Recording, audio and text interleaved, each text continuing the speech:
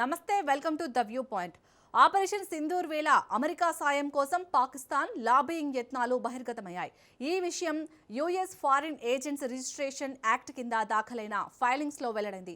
రక్షణ, ఆర్థిక శాఖ అధికారులు, జర్నలిస్టులతో పాక్ లాబీ సంస్థలు 60 సార్లకు పైగా భేటీ అయినట్లు పేర్కొంది.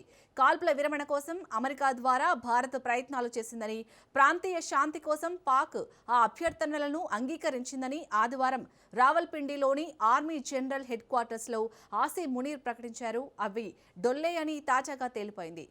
పహల్గామ్ ఉగ్రదాడికి ప్రతీకారం తీర్చుకునేందుకు భారత్ ఆపరేషన్ సింధూర్ చేపట్టిన సంగతి తెలిసిందే. ఉగ్ర స్థావరాలను మన సైన్యం నేలమట్టం చేసింది. ఆ సమయంలో వాషింగ్టన్లోని కీలక నేతలు, అధికారులతో పాక్ హడావిడిగా చర్చలు జరిపింది.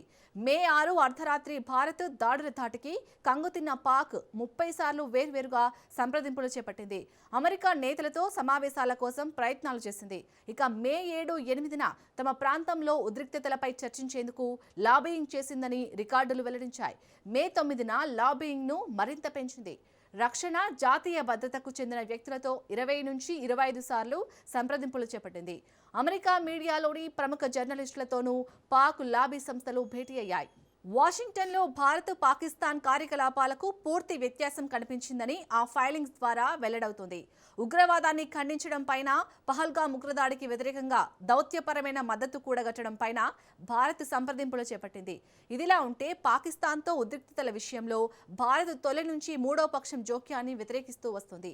ఆపరేషన్ సింధూర్ దెబ్బకు కంగుతిన్న పాక్ చివరకు కాళ్లబేరానికి రావడంతో మన ప్రభుత్వం కాల్పుల విరమణకు అంగీకరించిన విషయం తెలిసిందే.